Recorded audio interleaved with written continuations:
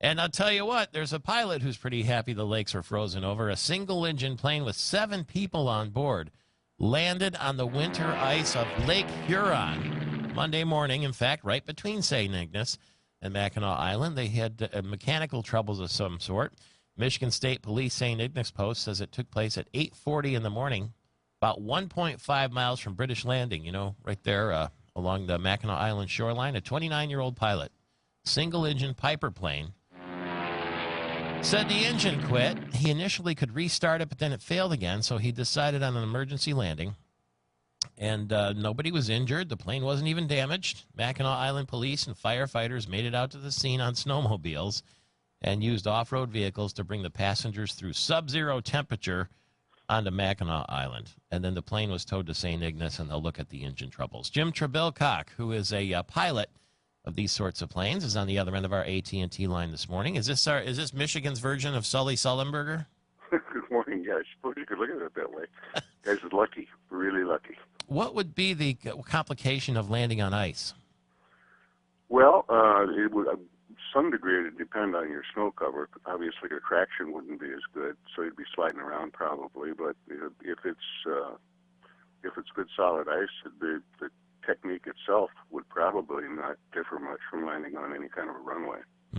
Yeah, I suppose if there were like boulders or waves of ice, as we've seen in some of the pictures, it would be a bumpy, rocky landing where you could easily tip over or tip forward. Yeah, you'd really have to keep your eye open for that sort of thing. But it's just really, really lucky today out of the ice there. If it had been water, it'd be a different story, huh?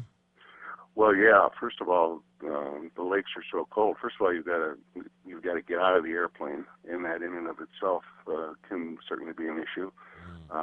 And if he had 7 people, himself and 6 others in the airplane, just getting out would have been very difficult. And then that water is so cold that once you do get out, you've got hypothermia that's going to start pretty doggone quickly. And then thirdly, there are some very significant currents in that area from what I'm told. And so he would be, if they'd have gone into the water, somebody would have probably not made it. Must have been really bad if he couldn't make the airstrip at Mackinac Island, huh? Or St. Ignace, for that matter.